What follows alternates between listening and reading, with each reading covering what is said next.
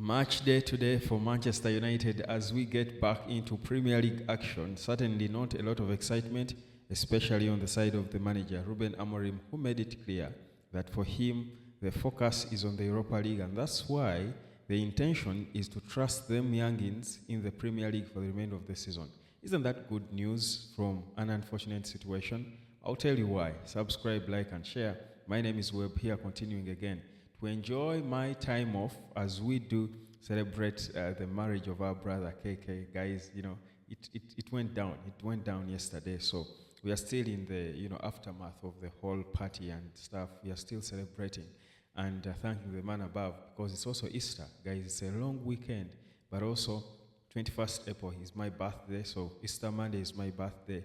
I mean, really, never gets better than this. But that said, I'll still be busy on these important days. Even yesterday, I got time off and taught a class, beautiful class. I was teaching two people.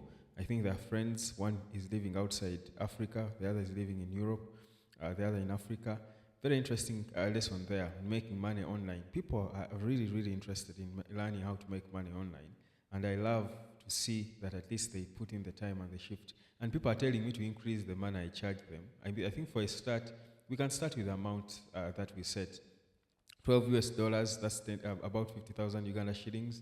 It can be a fair start. It's okay. It's not really about making a lot of money. I first want you to see and appreciate that you can earn from the internet. Then we can increase the fees, of course, along the way. It's just, this is just a start, really.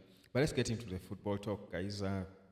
So among the youngsters, I'm hoping that Ruben Amorim gives a chance is obviously Chido Obi for me. I think we all can't say we've had enough of Chido Obi in the senior team. I think his cameos have been rather negligible, been few minutes, but of course he has already shown the signs. Amorim was also praising him that he has shown signs that he can be a top player for the few times he has come on. So I expect Chido Obi to be there. Also considering that Rasmus Højlund is the only fit striker that we have, certainly he has got to be among the first players to be rested if indeed we take the Europa League so important. So I think rest Højlund, let's see Chido Obi start up top. Of course, Kobe Maino, who is still looking for game fitness, will probably have a few minutes to play. He will need them. Mason Mount as well, perhaps could be a starter. Then in the middle, Bruno will always be there probably to make the team play a bit. He's the one consistent guy you always want to keep on the pitch. I'm hoping Dalot is rested. I'm sure he will. Dogwood too probably will be rested. Harry Amas is there to deputize. He did so well, I think, in his previous game. Going into the middle, this young boy of James Scanlon, who has been, I think, top of the talk lately. I think several clubs want to get him out of Man United. An attacking midfielder, scores goals, is, I think, among the youngsters we can want to see. Talk of players like Biancheri, still in the academy. Talk of Sekou Kone. I want to see Sekou Kone make a debut. There is one game, I think, where we saw him on the bench, one or two games. He has not really stepped onto the pitch, but people are hungry to see Sekou Kone and what he can do.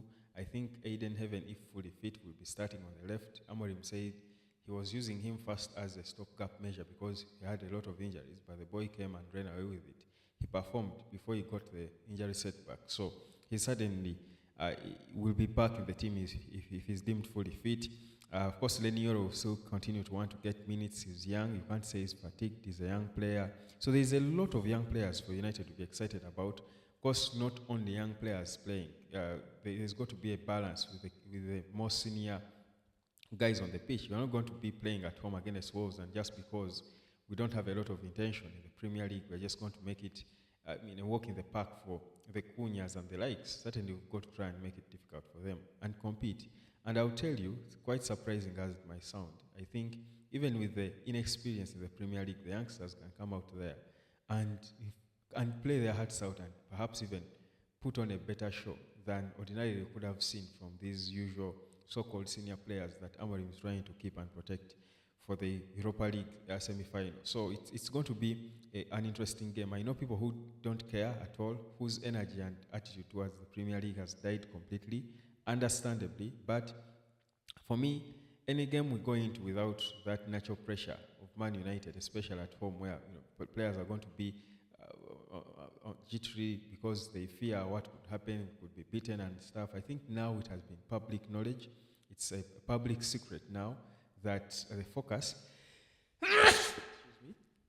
focus for United is not on the Premier League. So it's okay then to ease the pressure on the players so that they come and express themselves, perhaps even better than they have ever played for the entire season when there was even still reasons to compete. So it's a game we can look out for. It's an early kickoff, starts at 4 p.m. I think it's a game we can really look forward to, just for the excitement of watching young players. Who doesn't get excited if you watch young players really enjoying themselves and putting in a shift, making baby mistakes or naive mistakes, inexperienced errors? You want to see that in your young players, especially for less important but high-intensity games. The Wolves game is certainly less important for Man United, but it is certainly going to be a high-intensity game because it's a Premier League game. And it's Wolves who are still playing for safety. So let's watch this game. Let's enjoy it. Let's be excited by whichever youngsters we see. People are in the habit of competing, or rather of complaining and blaming Amorim when Amorim doesn't play a kid we love or takes too long to make a substitution. People are calling for his head, how poor he is with substitution. And I'm thinking, guys, you don't get it. Substitutions are not an event. The fact that you watch on TV and see there is a problem here, he needs to, because when you change one piece of the game, you need to be able to adjust all the other pieces to make this piece work.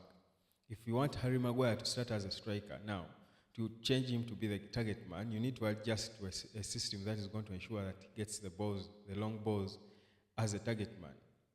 So it's a series or a chain of events that you have to do to adjust the team. So the substitutions that people keep saying Amorim makes late a bit at times, if there are many especially, and at times he wants to make multiple substitutions, I think you get it that he's trying to think of a chain and a new strategy, and that means he would have to make substitutions that are linked with each other, that one substitution has an effect on how the ultimate goal of changing the game plan is supposed to be achieved. So it's important for us to be patient and also study him. I saw people happy about how he was, had a board and was moving pieces and, explaining to players and stuff, and it worked. So you've got to give him the time if you're going to watch a lot of this, and we get to appreciate the guy as the manager. We're only trying to get to know him and his methods, and to be sure whether he's the right guy, you've got to give him time, but also the signs that he has shown in terms of his creativity, in terms of his antics and body language with the players, you think for me is something I now look forward to.